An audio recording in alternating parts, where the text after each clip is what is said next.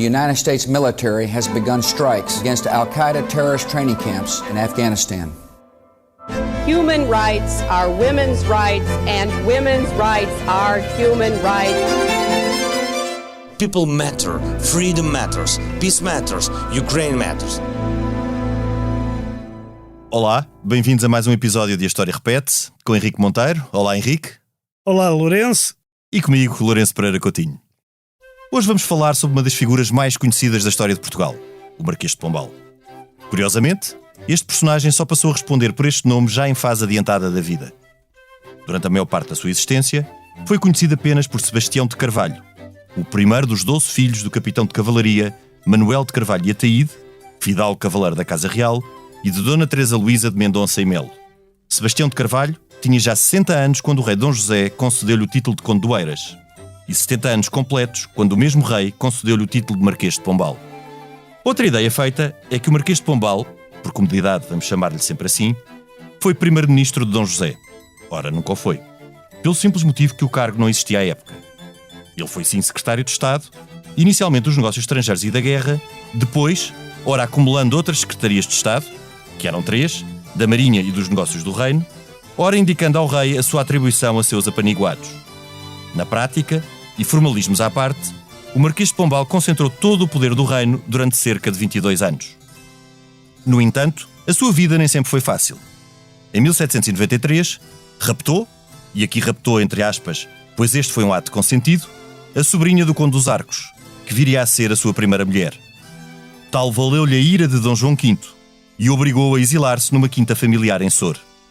Aí, tentou dedicar-se à escrita de biografias dos reis de Portugal, mas rapidamente se apercebeu da inaptidão para a função. Mas não tardou a que a sorte começasse a sorrir-lhe.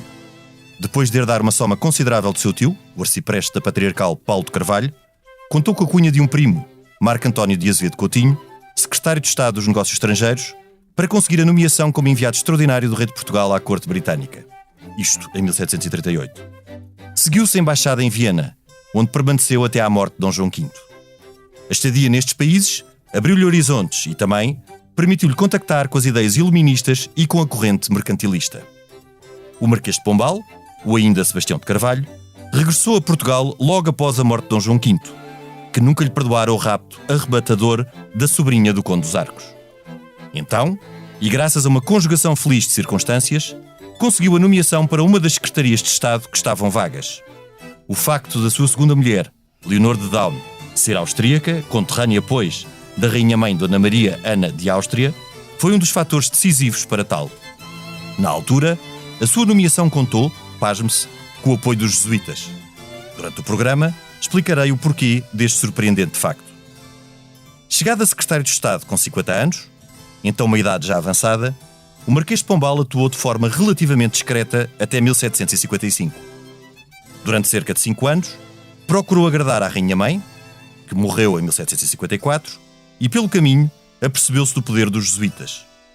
É que, para além de confessores da família real e de grande parte da alta nobreza, as suas missões no Brasil escapavam ao controle da coroa.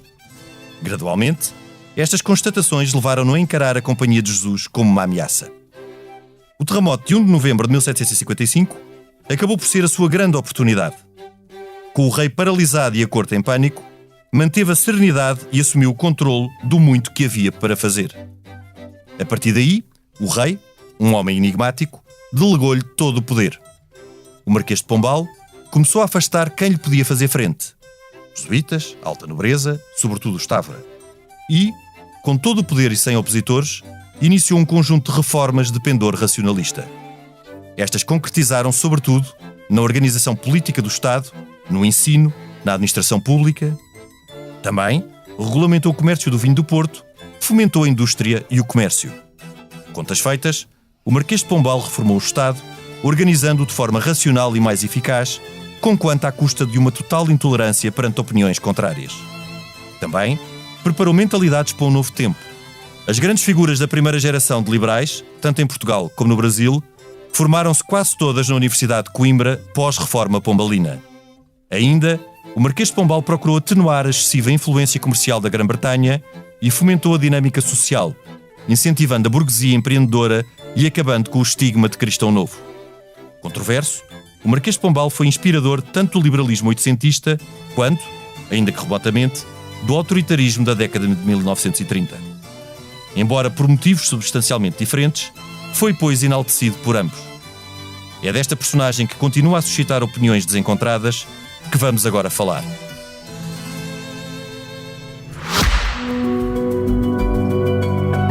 Este podcast tem o patrocínio de Germano de Sousa, o Laboratório de Portugal.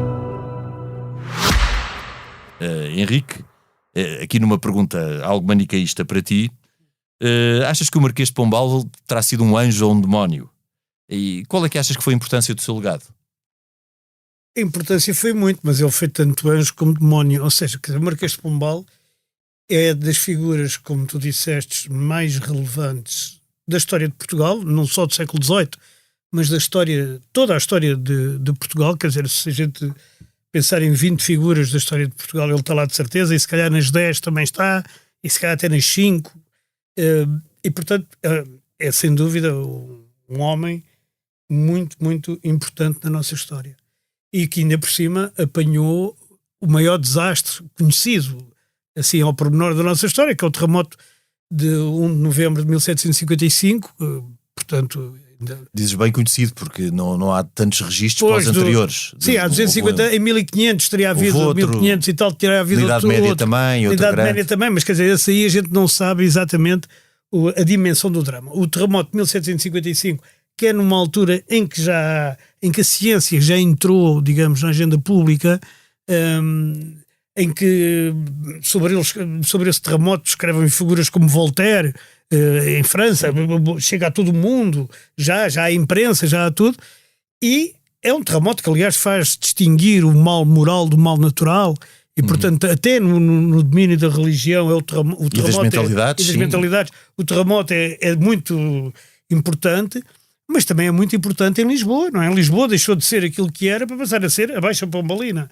A Baixa Pombalina é toda imaginada, quer dizer, na verdade é Carlos Bardel, Eugênio de Andrade, por aí fora, mas é toda imaginada pelo espírito que é simultaneamente racionalista e positivista, um pouco positivista do Pombal, mas com esta coisa que o torna horrível. É um ditador e um tirano terrível. A forma como ele trata os Távoras, já lá iremos provavelmente. A maneira como ele manda matar o padre Malagrida, apesar do padre Malagrida poder ser meio louco, mas isso agora não interessa, aqueles requintes de malvadez.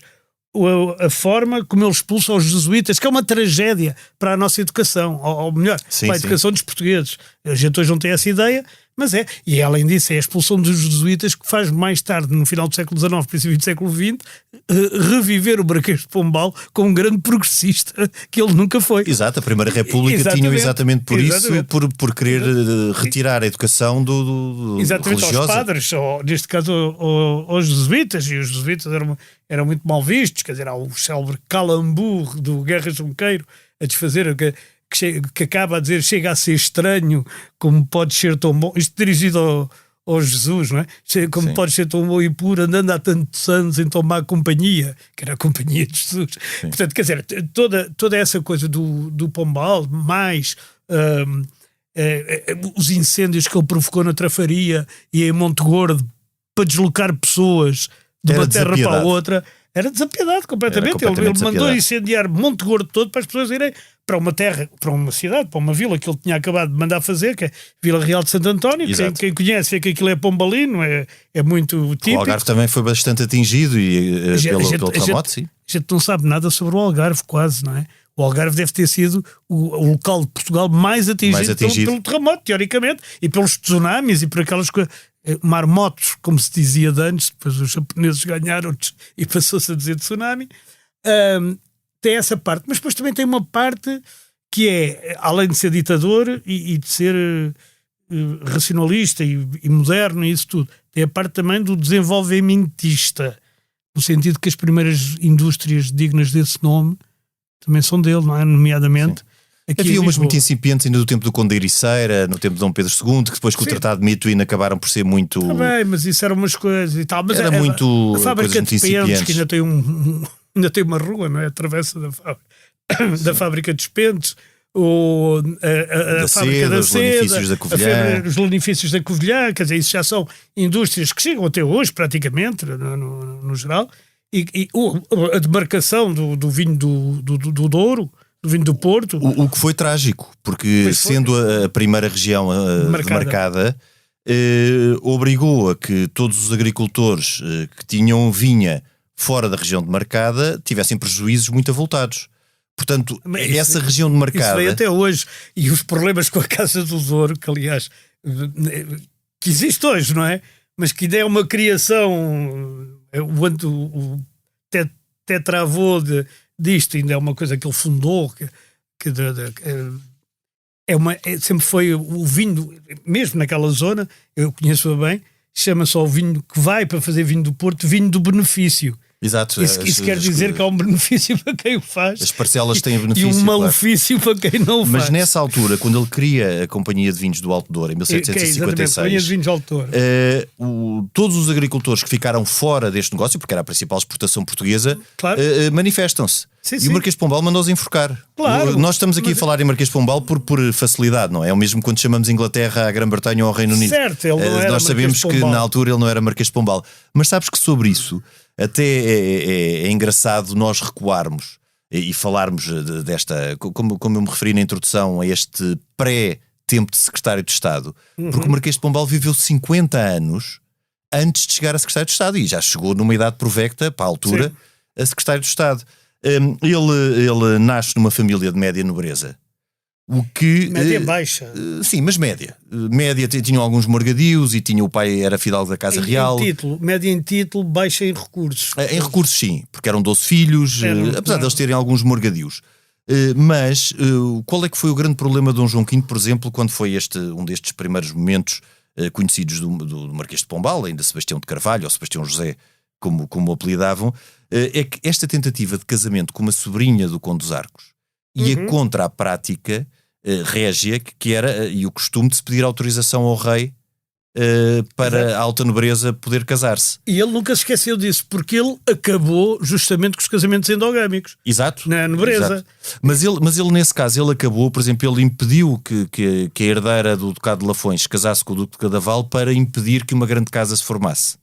Porque muitas vezes, quando se fala do Marquês de Pombal, pensa-se que ele tinha um ódio particular ou à alta nobreza, por exemplo, aos jesuítas. Eu penso que o que ele teve era não era um ódio, mas afastar tudo o que pudesse fazer sombra. Por exemplo, porque ele nas outras ordens religiosas, que não os jesuítas, ele não mexeu. Não. Ele não tocou. Ele tocou nos jesuítas porquê? Porque os jesuítas eram confessores régios.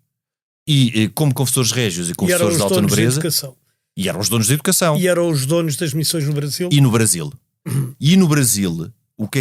Como é que ele se começou a perceber até do que era a influência jesuíta? É porque um dos seus irmãos, Francisco Xavier de Mendonça Furtado, foi para o Brasil, para a zona do Grão-Pará e Maranhão, e começou a relatar-lhe que a coroa não conseguia entrar no território das missões. E ele então, que ele chega a secretário de Estado com a influência dos jesuítas, o que é muito interessante. Certo. E podemos depois falar porquê e enquadrar porque é que os jesuítas o apoiaram quando ele chegou a secretário de Estado. Ele, a partir daí, muda por completo a sua opinião sobre os jesuítas, não por uma questão religiosa, mas por uma questão de que os jesuítas podiam ser uma ameaça. Ele, obviamente, que era pragmático, era racional e, de certa forma, era um iluminista, portanto, ele tudo o que fosse... religião, ele encarava de uma maneira muito particular, mas ele não afastaria se não fosse por os jesuítas serem uma ameaça. Certo, mas ele também não era propriamente um homem muito aberto. Por exemplo, ele tem frases sobre o Parlamento Britânico, que é legado em Londres, que são muito, muito negativas para o parlamentarismo. Para o parlamentarismo, não é? E ele também tem aquela célebre, o inglês imagina que nasceu para ser o dono dos cabedais do mundo. Cabedais aqui é dinheiro. Sim. Que enfim, era uma coisa que hoje se podia dizer dos Estados Unidos ou da China, ok? Sim. E que mostra um bocado um certo ressabiamente. E ele tem como grande referência o Richelieu, não é? Que é uma figura que, sendo justamente religiosa, é um cardeal. Sim, mas um cardeal muito particular. Um cardeal político, exatamente. O cardeal político e o despotismo esclarecido, como se chamou na história, de que ele é também o próprio Marquês, é o continuador, único. ou uma... Talvez seja o único por isso verdadeiramente. há uma discussão grande, e isso também por ele ter como referência alguns modelos, como por exemplo o Cardeal Richelieu, e Nuno Gonçalo Monteiro, que é autor de uma biografia. Foi meu colega na faculdade. Foi. Ele Um abraço. Ele é especialista nesta época e ele refere muito se o Marquês de Pombal terá sido um valido à moda dos validos do século XVII, um primeiro-ministro ou um déspota eliminado. Ou um déspota eliminado, quer dizer... Ele terá andado ali no meio termo entre uma coisa e outra. Há um livro que eu vou recomendar no fim, não digo o autor, mas que eu acho que diz tudo sobre o Marquês, só o título, que é de quase nada a quase rei. Porque ele, quando nasce, é quase nada, nasce ali na rua bem Formosa, na Rua Formosa. A Rua Formosa é a atual Rua do Século. Portanto, ainda existe, ainda lá está a casa onde ele nasceu.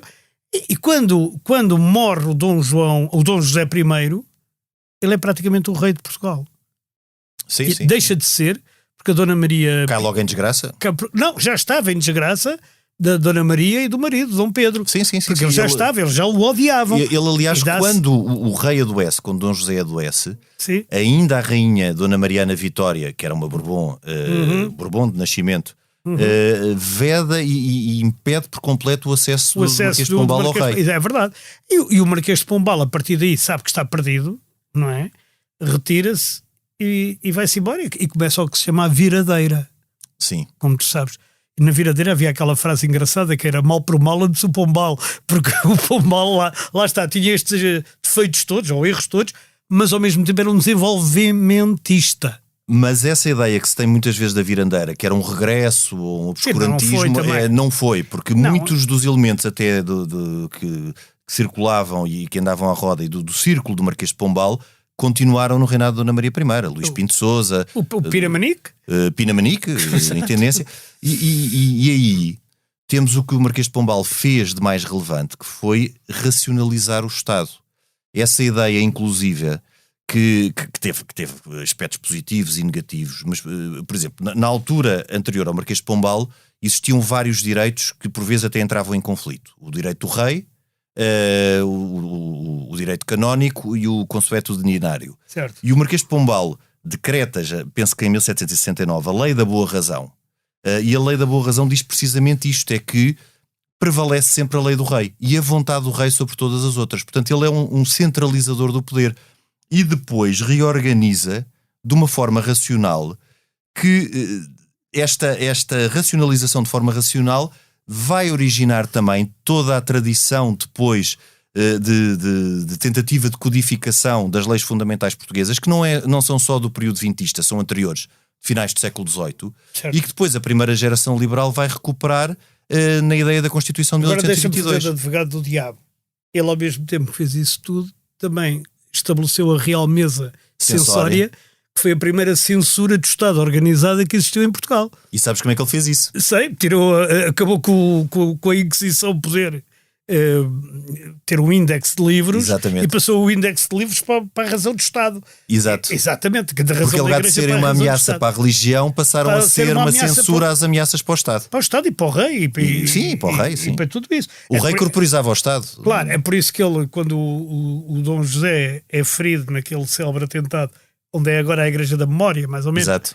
E ele cai sobre os Távoras, sem a gente saber se os Távoras tinham alguma coisa a ver com aquilo ou não, porque a amante do rei também era Távora, e havia ali... Eu penso que não teriam. Porque eu penso que não teriam. Porque dizer, eu não acredito que uma figura como o Marquês de Távora tentasse contra o rei, mesmo que obviamente a família pudesse estar despeitada por haver.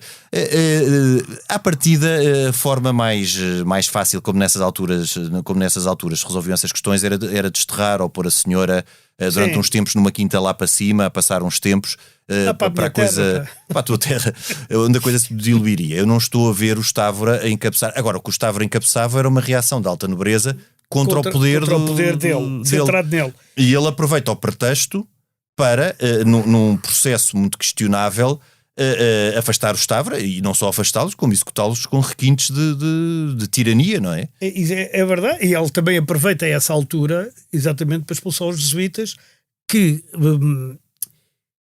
com a alegação de que eles eram um Estado dentro do Estado. Sim.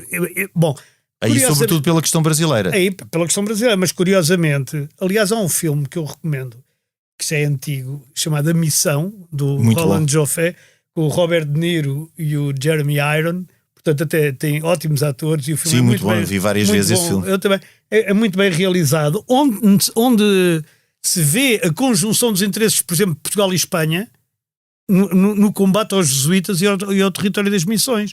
E os franceses, quer dizer, a expulsão dos jesuítas não foi uma coisa portuguesa, ao contrário do que se pensa. Pois não. Foi Aconteceu também em na Europa Espanha. toda. E o próprio Papa colaborou Sim, no fundo não Exatamente, autorizou, mas não, sim, não hostilizou. mas, e tal.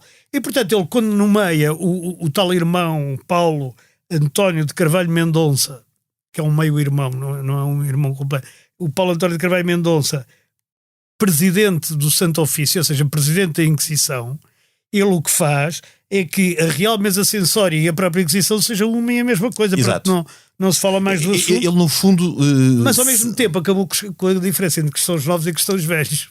Exato, porque para O ele que isso. joga a favor dele. Ele centraliza, e daí também depois na Primeira República, essa ideia de laicidade e do Estado, independente da religião, por isso eles serem uns admiradores do Marquês de Pombal. Também tinha o Afonso Costa, que não era menos contraditório. Sim, o Afonso Costa não era menos que contraditório, e aliás tem E, aliás, quadros. são os republicanos que começam a fazer O culto. e a estátua do Marquês de Pombal, onde é hoje a estátua do Marquês de Pombal, que curiosamente foi inaugurada já muito depois do fim da República, foi inaugurada em 13 de maio de 34, 13 de maio, aqui ainda não... Porque foi a data de anos dele. Era a O data Marquês de de anos, Pombal eu sei. nasceu em Era isso 1699. que eu ia dizer, não tem a ver maio. com a Virgem, tem a ver com o Marquês. E foi inaugurada pelo Ministro das Obras Públicas, que era o Eduardo Pacheco, na altura, mas, e este mas aqui é um mas muito grande, com a ausência do Salazar e do Presidente da República, Oscar Carmona. A do Oscar Carmona surpreende-me. Pois, mas a do Salazar não se prende O tanto. Salazar não me surpreende tanto, mas o Oscar Carmona o sim. Salazar era um émulo do Marquês de Pombal. Quer dizer, vamos ver, a trabalhar para a história, qual é o que fica mais. O Marquês, mesmo assim... Não, porque ele de facto, podendo estar ali a meio caminho entre um valido do século XVII e um iluminista reformista do século XVIII, ele reformou e ele... Mas eu acho que ele não é válido por uma coisa, é que o Dom José não queria saber da governança. Ah, sim, mas os validos do século XVII também eram validos de reis, o Filipe IV também não queria sim, saber, e o Conde de Olivares acaba Como é por que ficar... chamava os Ferrian, que era ainda da dinastia dos Merovingios, aqueles reis que o mordomo é que Sim. mandava em tudo, era os Ferrian. Sim, isso foi o Carlos Magno, era a família dos Pepinos, eram os... Não, o Carlos Magno era... de mordomos, dos mordomos? sim, era dos do Carlos, Merovingios? era neto do Carlos Martel. Bem, mas isso agora já estamos a desviar muito para o século Agora, VIII. ele foi verdadeiramente reformista.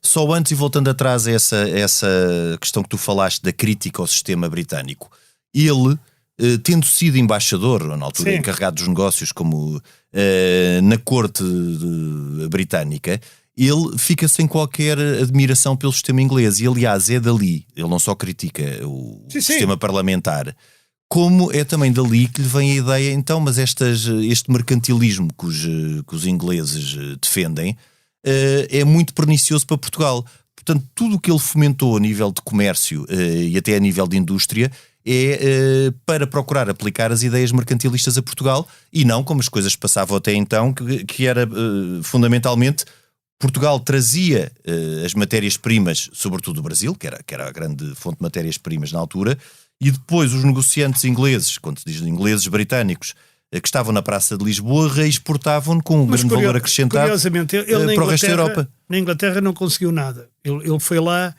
com um primeiro objetivo, que era o apoio dos ingleses, salvo erro, na Índia, porque a gente tinha perdido uma ilha que se chamava Salsette, e queríamos o apoio dos ingleses para retomar a ilha, e os ingleses não quiseram saber de nós, porque os ingleses, pouco antes, numa guerra que tiveram com a Espanha, que ficou para a história como a Guerra da Orelha de Jenkins, não sei se alguma vez ouviste falar desta guerra. Todo. Pois não, mas existiu em 39. Foi uma guerra pequenina, porque começou e acabou logo. E os portugueses declararam neutralidade, coisa que escandalizou os ingleses, porque nós éramos os mais antigos, então hoje somos os mais antigos aliados da Inglaterra. Bom, como sabes, eu tenho muitas reticências em relação a essa aliança. Na guerra mais antigos. Na guerra da Seção Austríaca, Portugal também se manteve neutro. Mas ele aí já teve um papel. Ele mais aí teve um relevante. papel pessoal, quase, mas foi, Henrique, mas portanto, a ele. Inglaterra não o ajudou em nada. Que ele foi o embaixador em Londres, mas foi tudo mal sucedido em todas as missões que eram importantes para Portugal na altura.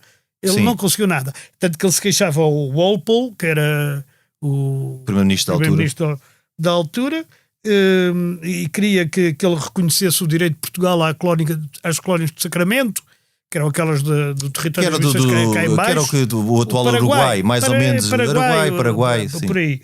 A colónia também, de Sacramento era portuguesa. mas foi fundada por portugueses. O problema é que os ingleses não mexeram uma palha a favor de Portugal. Que isso deixou, segundo dizem os biógrafos, deixou o Marquês muito triste. Pois, é natural. Mas sabes que ele acaba por ir para a Grã-Bretanha, porque obviamente que cá tinha caído em desgraça e Dom João V nem sequer o queria por perto em Lisboa, e ele teve a sorte de ter herdado deste tio Paulo de Carvalho, e com recursos.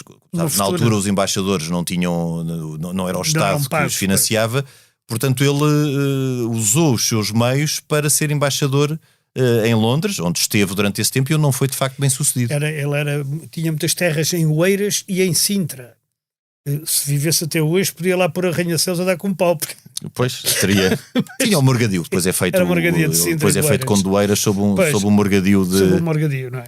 Mas essa questão da colónia do Sacramento vai ser um problema até ao Tratado dos Limites, que é finalmente assinado em 1750 entre Portugal e Espanha, que acaba por reconhecer ambas as coroas, procurando entrar e ter capacidade de ação em zonas de missões que eram controladas e governadas pelos jesuítas, e Portugal acaba por reconhecer à Espanha na altura os direitos a sul, sobretudo na colónia de Sacramento, certo. E Portugal são-lhe reconhecidos sobretudo nas zonas a norte, do Grão-Pará, Maranhão e tudo isso. Portanto há essa, onde depois o Marquês de Pombal, já no início do seu governo, na Secretaria de Estado, nomeia precisamente o irmão para que a coroa pudesse ter poder nesses territórios. Mas voltando atrás, ele, apesar de não gostar do sistema inglês, ele gostava de uma coisa dos ingleses, que eram os monopólios e a Companhia das Índias. Sem dúvida. Isso tudo, porque ele copiou.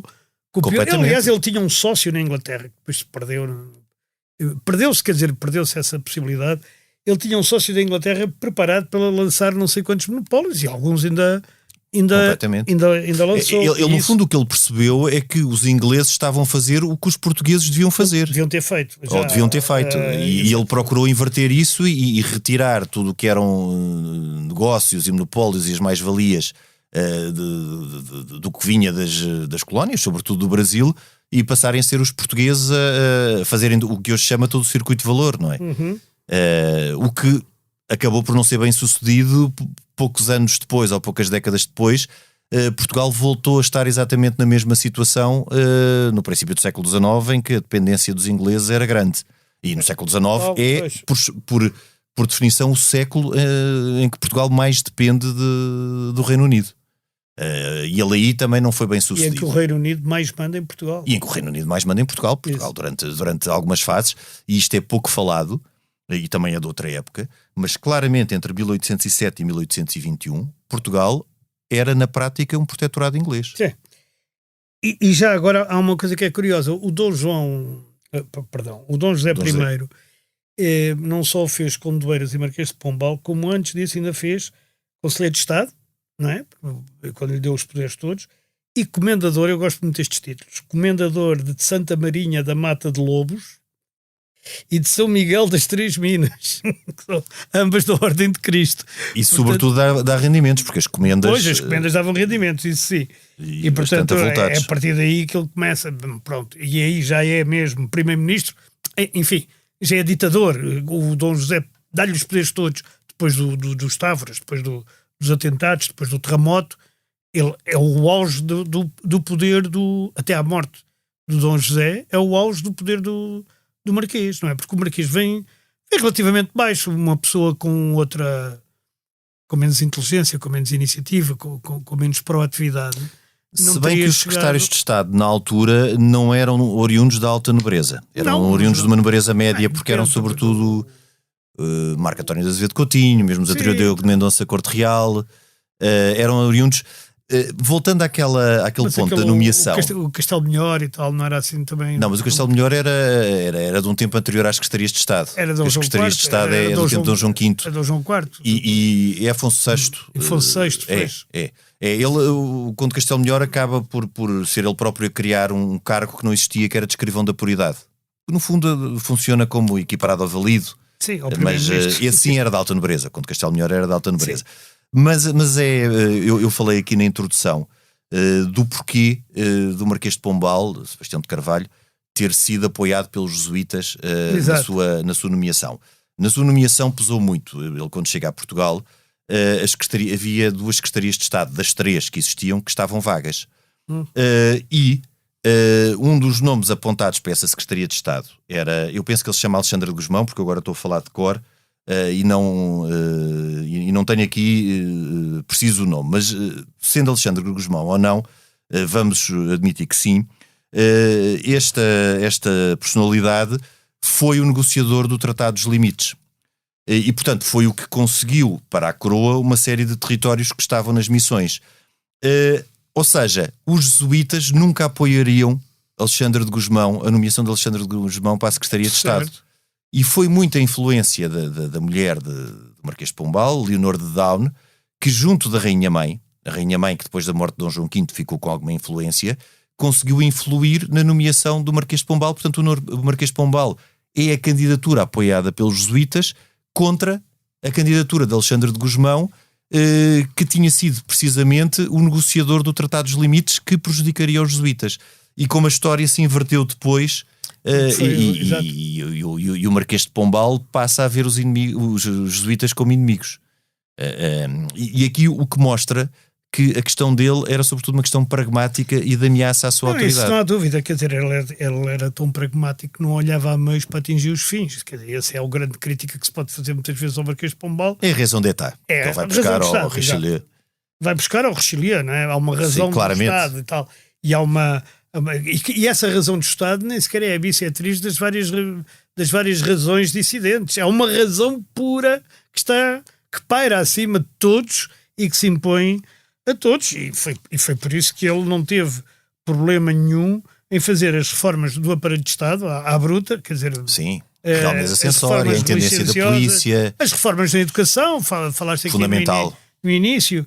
E que foi... Porque tendo o ensino religioso e tendo os jesuítas afastados das universidades, no caso da de Évora e no caso da de Coimbra, toda a reforma pombalina foi uma reforma feita e acaba por ser o Estado a tomar conta da Universidade de Coimbra e que forma, como falámos, essas gerações que são do final do antigo regime e do princípio do tempo liberal. E também ele tenta uma outra coisa que acabou por ser mal sucedida. Quando os jesuítas são expulsos, e eles tinham uma influência também importante e um papel importante na educação da alta nobreza, ele cria o Real Colégio na Universidade de Évora, que era jesuíta, o Colégio Espírito de Santo. Foi fechada completamente. E nunca mais recuperou a Universidade de Évora, porque era uma universidade... Voltou a existir, mas não é a mesma coisa. A Universidade de Évora voltou a existir, mas durante muito tempo. Mas ele cria também o Real Colégio dos Nobres para a educação da nobreza, segundo os seus princípios, o que também não vinga nessa altura.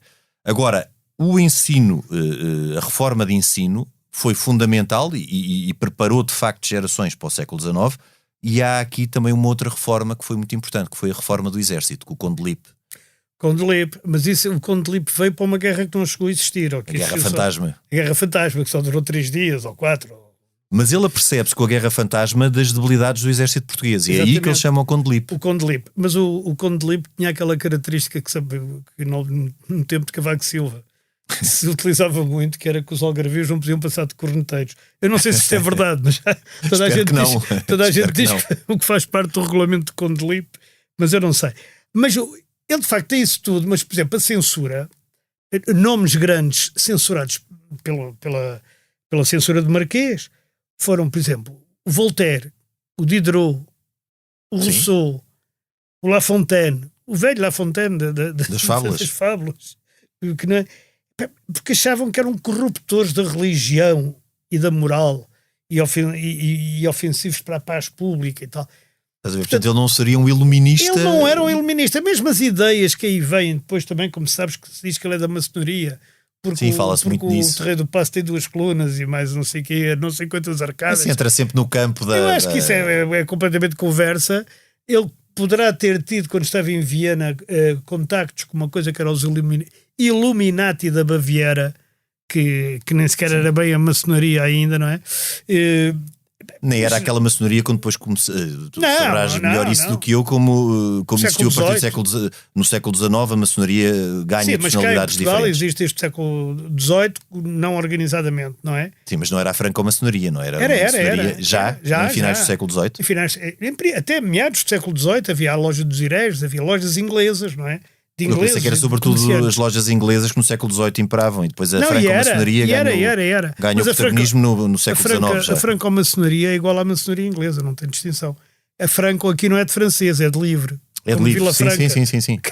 Mas há os ritos, há o rito escocês, não é? Há o rito... Não, mas isso não tem nada a ver uma coisa com... Isso é Temos que fazer um programa sobre a maçonaria. Tá bem, mas isso, a maçonaria é uma coisa que comete não sei quantos ritos e não sei quantas tendências e tal. Em Portugal, maçonaria organizada só há desde 1802, com o Grande Oriente Lusitano. Pronto. É até contemporâneo da vinda a Portugal do Duque agora. Lembro-me, penso até que é o Duque de Sussex. Ou de Kent, talvez o de Kent. Mas isso existe até agora, portanto tem 220 anos ou 221 anos. Pronto, essa. Antes disso havia lojas maçónicas em Portugal, mas eram inglesas.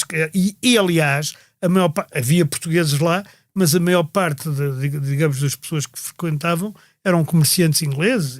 Aliás, porque nem lhes era tocado, uma das questões que existiu sempre em Portugal foi de não incomodar os ingleses nas suas práticas protestantes. Claro. Portanto, até nos seus ritos e nas suas organizações, regras de boas convivências, como se chamava na altura os negociantes de grosso trato da Praça de Lisboa. Sim, mas no deve e no haver. Mas atenção que o Pinamanique era conhecido por perseguir brutalmente a maçonaria, não é? O Pinamanique era o grande inimigo. Lembro-me uma também... vez o António Arnaud, que era grão-mestre da maçonaria, perguntaram-lhe porque é que estava uma espada em cima da mesa e ele inventou naquele momento, penso eu, uma coisa que isto estava aqui, que era para quando vinha alguém do Pinamanique. Mas isso também a partir da Revolução Francesa, porque o cuidado que se tem a partir da Revolução Francesa com tudo o que se pudesse assemelhar ou aproximar de ideias perniciosas, entre aspas, foi muito maior, não é? Sim, claro, embora a maçonaria não tenha muito a ver com a Revolução Francesa. Sim, mas na altura associavam, não é? Associava sobretudo as ideias, não é? Porque eram ideias iluministas e isso tudo. Exato. Agora, nas reformas ainda religiosas, eu gostava ainda de sublinhar o fim da distinção entre cristãos novos e cristãos velhos. Importantíssimo. Que é importantíssima.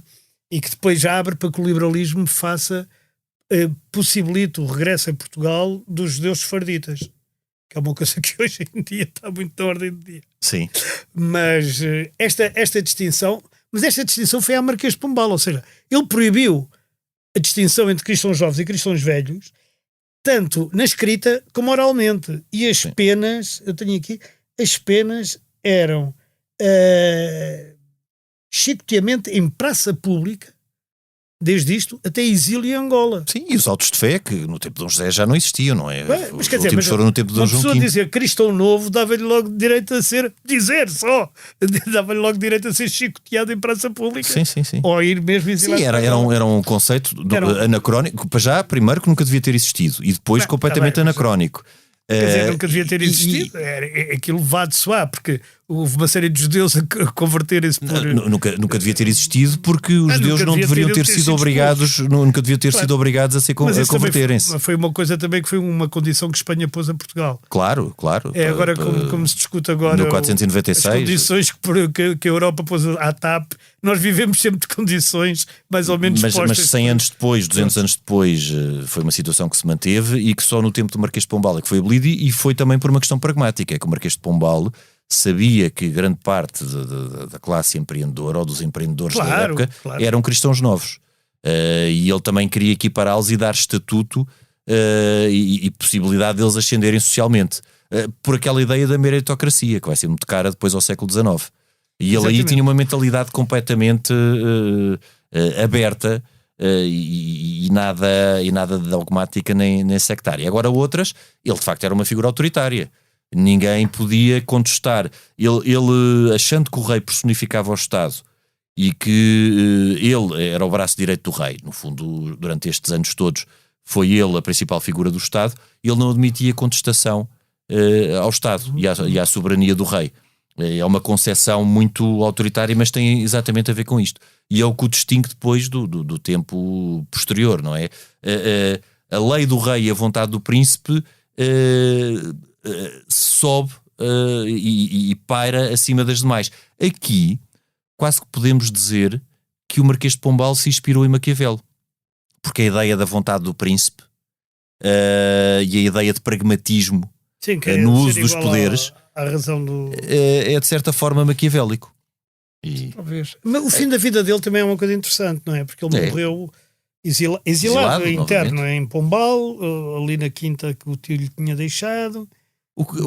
No fundo é quase o sítio que ele regressa quase ao sítio onde foi quando raptou a primeira mulher. Exatamente, não é muito longe, não. É a Quinta da Gramela, não sei se ainda existe.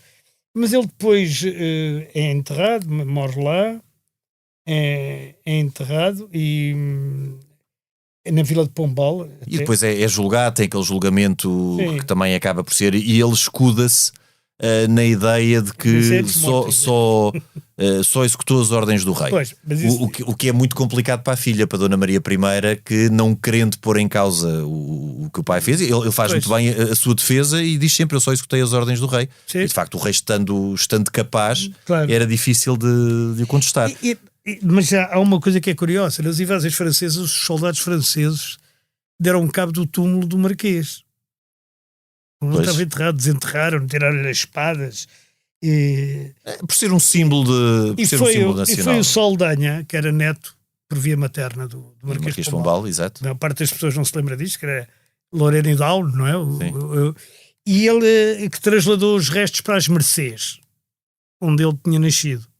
Uhum. E só em 1923, portanto, republicanismo puro, é que ele passa para a Igreja da Memória. Onde está ainda. Está. E onde o seu legado perdura, que como vimos aquela aqui... igreja foi construída para assinalar o sítio onde o Dom José foi ferido. E que deu a origem à maior perseguição política de Portugal, provavelmente. Vindo de um encontro amoroso, o que lhe haveria de acontecer. É verdade. No deve e no haver, ficamos como alguém com um impacto significativo, sobretudo no século XIX, mas também em princípios do XX, e que apesar de ter caído em desgraça, o tempo posterior não foi um tempo de ruptura total com não, com pelo contrário, ele é reabilitado várias vezes. Ele é reabilitado várias vezes e a própria Virandeira não é um tempo de regresso a Dom João V, de forma nenhuma. Henrique, tens uma sugestão para nós? Tenho. É uma biografia que eu acho bem feita, enfim, acho eu, do Marquês de Pombal, que tem um título que é De Quase Nada a Quase Rei, é da Contraponto, é de um historiador chamado Pedro Sena Lino, que não dá aulas cá em Portugal, dá noutros sítios, e tem um prefácio também bastante interessante de um historiador que conhece bem esta época e que toda a gente conhece por outros motivos, que é o Rui Tavares, o deputado do LIVRE. E portanto é um livro grande, mas que se lê muito bem. Eu ainda não li, mas estou com bastante curiosidade. É muito bom. Eu sugiro a biografia de Dom José, que na prática... É a biografia de Marquês de Pombal. É o Marquês de Pombal, sobretudo no tempo político, não é? Porque claro. Sobre Dom José não se conhecem grandes opiniões. De Nuno Gonçalo Monteiro, que já falámos aqui, que tem 2 edições, uma do Círculo de Leitores, outra de Temas e Debates, da coleção dos Reis de Portugal. Henrique, nós ficamos hoje por aqui, até para a semana. Este programa tem o apoio de Germano de Souza, o Laboratório de Portugal.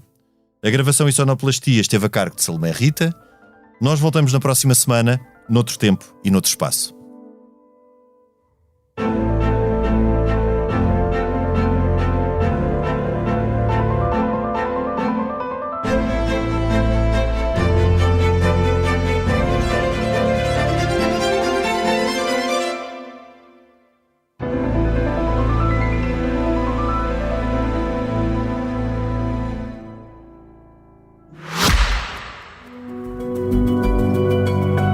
Este podcast tem o patrocínio de Germano de Souza, o Laboratório de Portugal.